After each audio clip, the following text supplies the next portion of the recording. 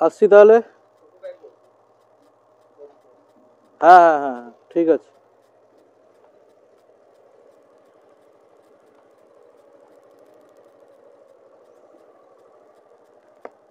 জয় মা। ঠিক আছে তাহলে, এখন রওনা দিচ্ছি কলকাতার জন্য। দেরি হয়ে গেছে, 7টা 58 বাজে। আর টোটাল এই ট্রিপ 396 কিলোমিটার, 97 ধরতে পারো এখন অবধি হয়েছে। আর আজকের এই ট্রিপটাকে আমি 0 করে দিই, 0 হয়ে গেল। আসি, চলো।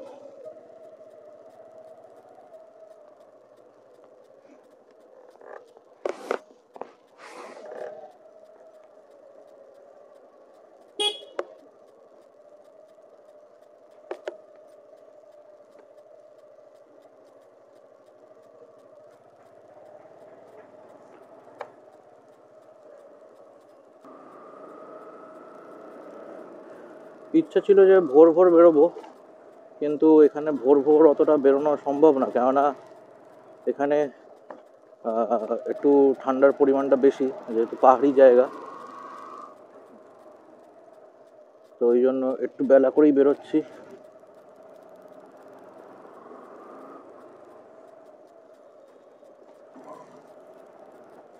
এখান থেকে আমরা এখন বাঁ দিক নিয়ে নেবো।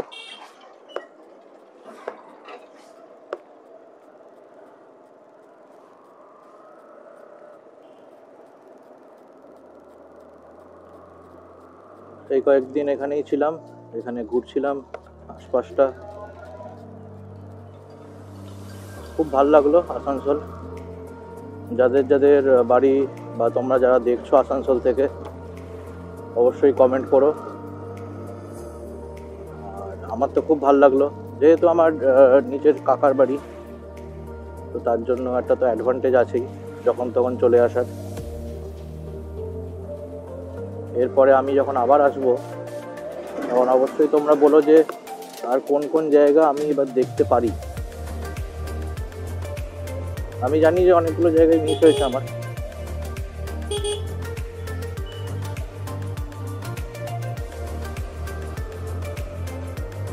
এখন সোজা একবার দুর্গাপুর দাঁড়াতে পারি, অথবা নাও দাঁড়াতে পারি, কেননা দুর্গাপুর দাঁড়ানোর ইচ্ছা নেই। দুর্গাপুর এখান থেকে একদমই কাছে, 1 ঘন্টার রাস্তা। একেবারে শক্তিগড় হয়তো দাঁড়াবো। শক্তিগড় দাঁড়ানোর পরে হয়তো মাঝখানে আরেকবার একটা স্টপ দিতে পারি, তারপরে একদম কলকাতা, এরকমভাবেই আমি যাব। ঠিক আছে, তো এখন আগে বেরোই, হাইওয়ে ধরি, আবার তারপরে তোমাদের সাথে কথা হচ্ছে। ততক্ষণের জন্য দেখতে থাকো।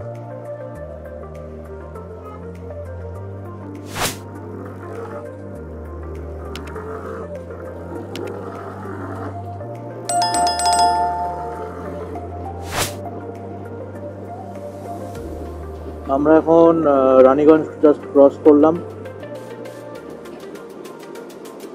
এরকমভাবে আজকে অনেক জায়গা ক্রস করতে হবে, তারপরে গিয়ে পৌঁছাবো কলকাতা। অন্ডাল 9 কিলোমিটার।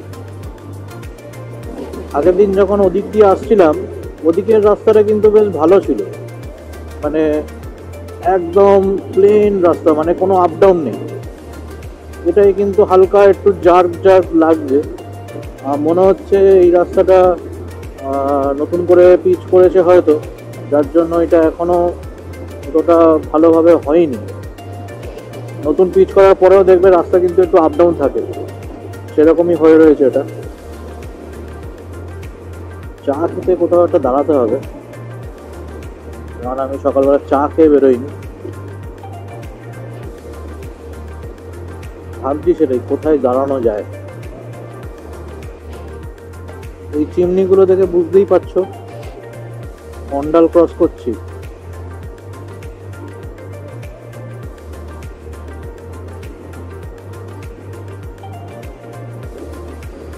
দুর্গাপুর এয়ারপোর্ট।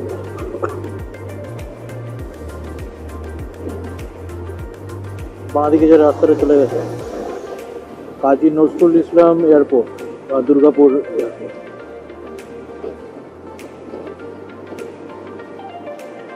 আজকের দিনের আমাদের ফেরার পথে আমাদের প্রথম টোল গেট, যেটা আমরা এখন ক্রস করব।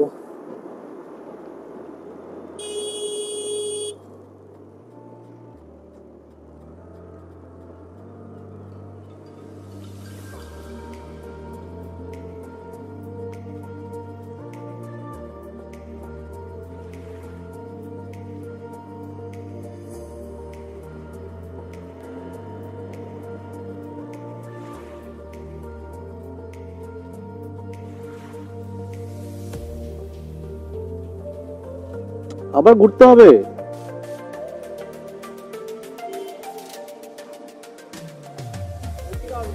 হ্যাঁ হ্যাঁ হ্যাঁ,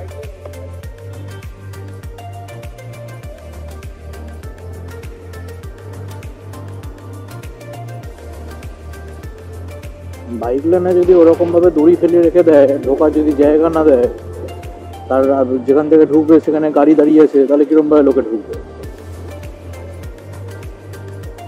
ফালতু যত সব।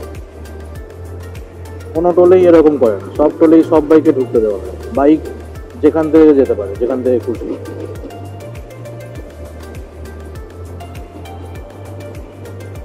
আজকের দিনের 50 কিলোমিটার কমপ্লিট, এখনো প্রায় 180।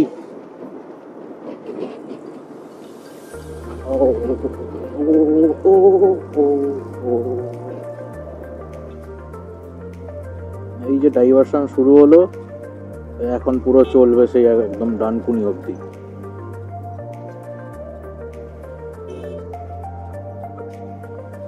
একটা ভালো স্পিডে চলতে চলতে দুম করে যদি এরকম স্পিডটা যদি বন্ধ হয়ে যায় না, তখনই যেন কেমন একটা লাগে। এর মধ্যে এরকম মোটা আবার বালি, একবার স্কিপ করলে আর দেখতে হবে না।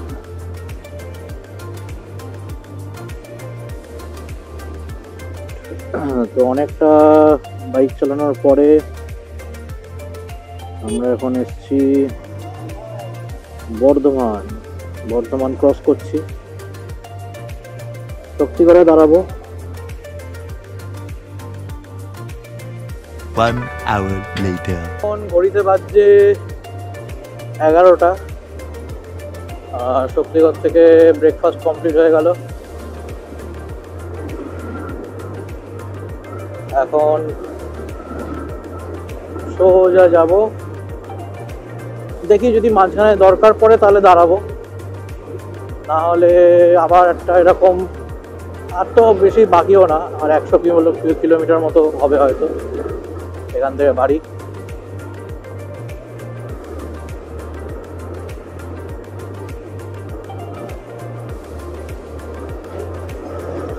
আর এখন একটু সময়ও লাগবে, তার কারণটা হচ্ছে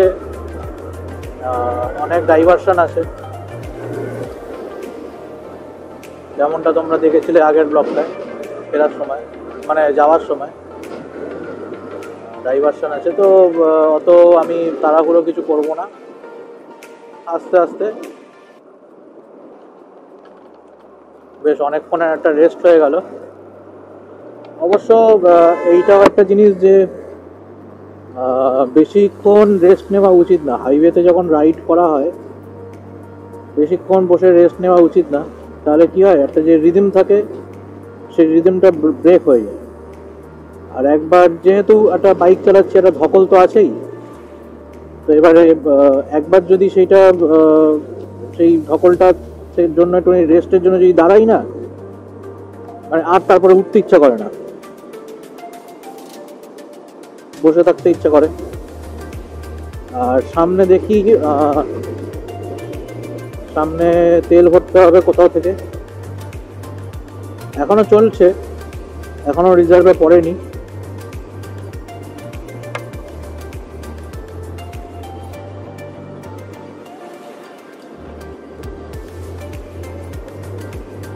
শক্তিগড়টা জাস্ট ক্রস করার পরেই একটা টোল আছে, টোলটা ক্রস করে একবার দাঁড়াতে হবে।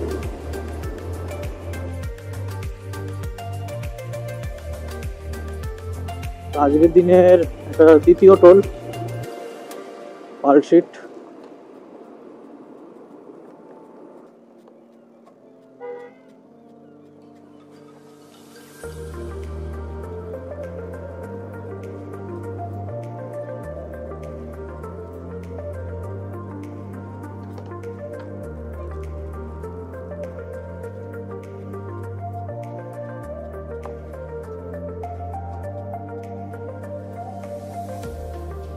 A few minutes later. Shaktigarh থেকে অনেকটা চালানোর পরে এখন কোন জায়গা আছি ঠিক জানি না, কিন্তু বোর্ড দেখতে পেলাম, কোনো কিলোমিটার লেখা নেই, ডানকুনি দেখতে পেলাম। যাই হোক, অনেকটাই কাছাকাছি এসে গেছি। কিন্তু মজার ব্যাপারটা হচ্ছে, আমি তোমাদেরকে বলেছিলাম যে তখন কিন্তু আমার বাইকে 3 দাগ তেল ছিল। সেই 3 দাগ তেল থেকে এখন 1 দাগ হয়েছে, আর সেই 1 দাগ চলছে শক্তিগড়ের আগে থেকে। এখন 164 কিলোমিটার, প্রায় 65 কিলোমিটার হয়ে গেল। এখনো পর্যন্ত কিন্তু তেলের মানে গাড়ি কিন্তু এখনো রিজার্ভে পড়েনি। জানি না,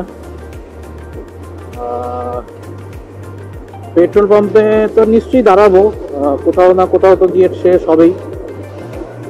তখন আমি ক্যালকুলেট করব যে কত মাইলেজ আমি পেলাম।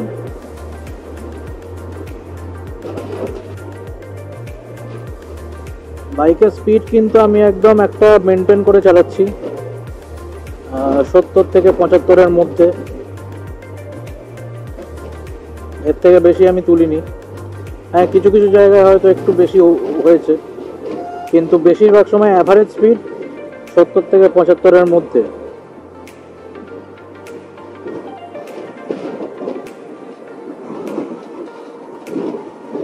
বর্ধমান থেকে ডানকুনির এই যে স্টেজটা আছে, রাস্তা 80% ভালো, 20% খারাপ। তার কারণটা হচ্ছে মাঝখানে মাঝখানে বিশাল বড় বড় গর্ত আছে, যে গর্তগুলো বন্ধ করা নেই, মানে ওটাতে কোনো রকমভাবে পিচ করা বা মেনটেন করা নেই। গর্তগুলো ওরকমভাবেই খোলা, আর খুব ডিপ গর্ত, মানে একবার যদি গাড়ির চাকা পড়ে, রিম টিম পুরো একদম বেঁকে যাবে।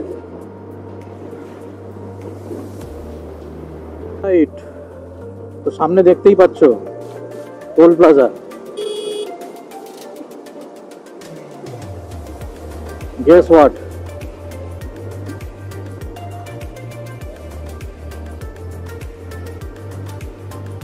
ডানকুনি টোল ক্রস করছি, এখনো পর্যন্ত তেল আমাকে ভরতে হয়নি।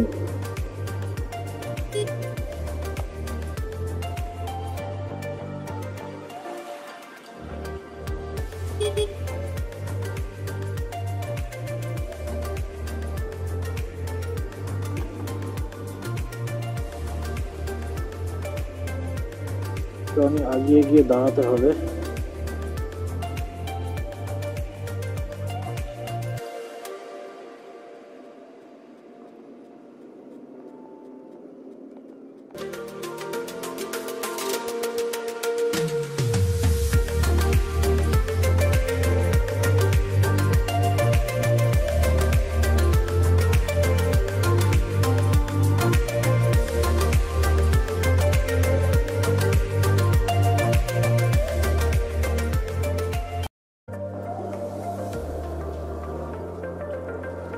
ডানকুনি টোলে কিছুক্ষণ, টোলটা জাস্ট ক্রস করে কিছুক্ষণ দাঁড়িয়েছিলাম, একটু চা খেলাম।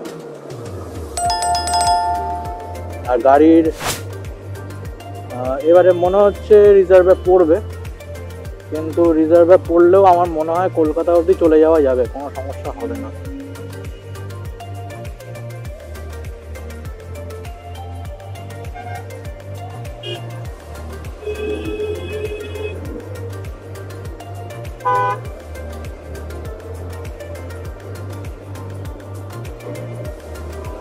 আমার এই সামনে যে যাচ্ছে, সে কিন্তু আসানসোল থেকেই আসছে আমার সাথে সাথে।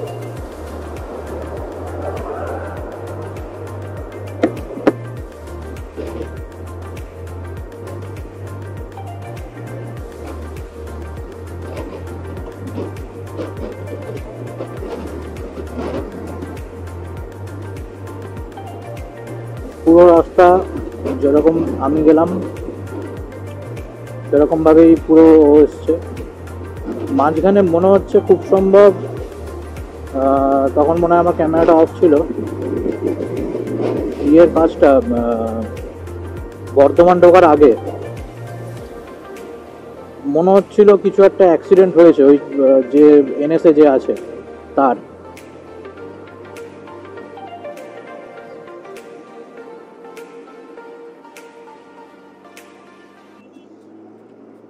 কলকাতা এখান থেকে বাঁদিক দেখালেও আমি তো এখান থেকে বাঁদিক নেব না।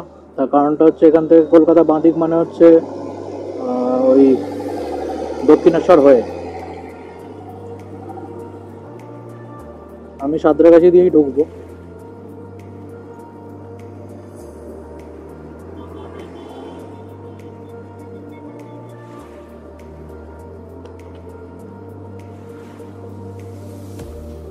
আমি ডান দিকটা নিয়ে রাখি, মানে এইসব গাড়িগুলো বাঁ দিকে ঢুকবে।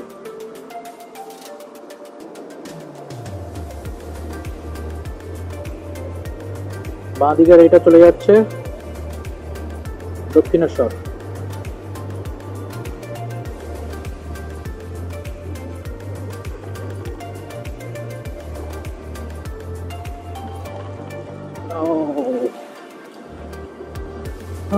খুবই খারাপ রাস্তা এখানটা।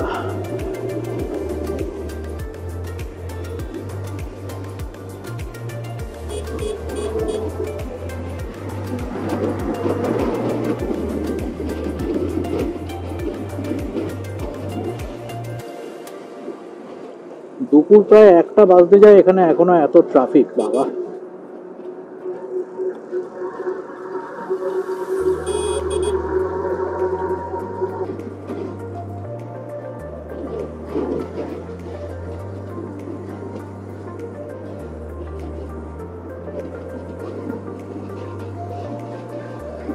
গাড়ি এখনো রিজার্ভে পড়েনি, 204 কিলোমিটার হয়ে গেল।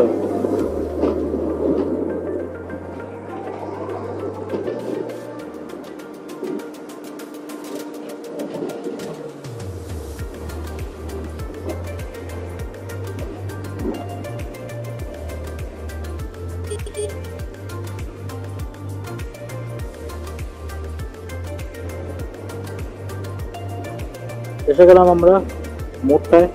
এখান থেকে আমরা বাঁদিক নিয়ে নেবো কলকাতার জন্য। লেখা আছে সাঁতরাগাছি লেফট।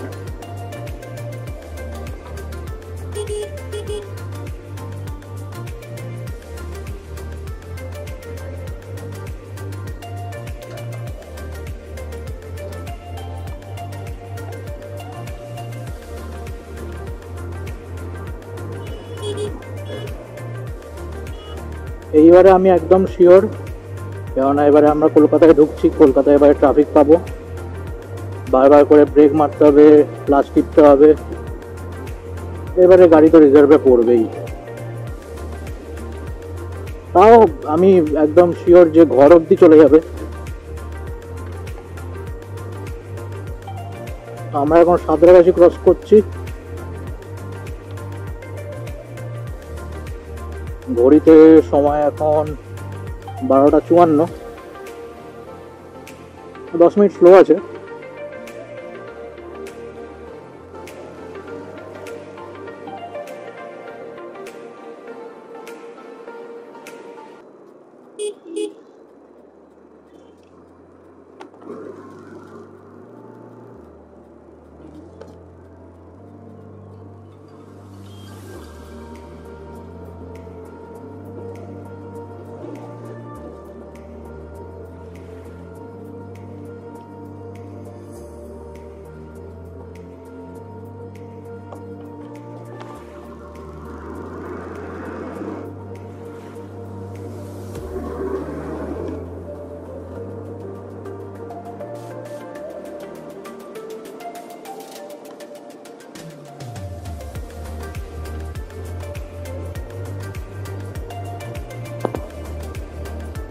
বাবারে, হুগলি শুদ্ধে কি ট্রাফিক! প্রচুর জ্যাম।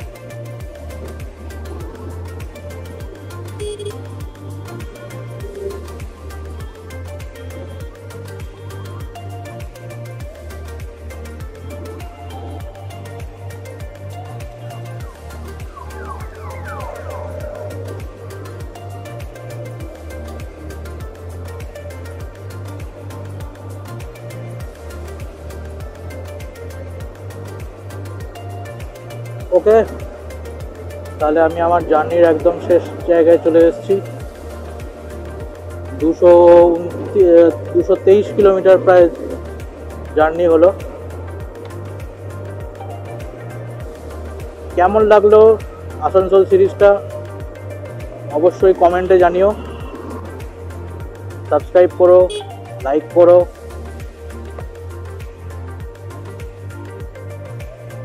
আর যদি খুব ভালো লেগে থাকে বন্ধুদের সাথে অবশ্যই শেয়ার করো আমার এই জার্নি।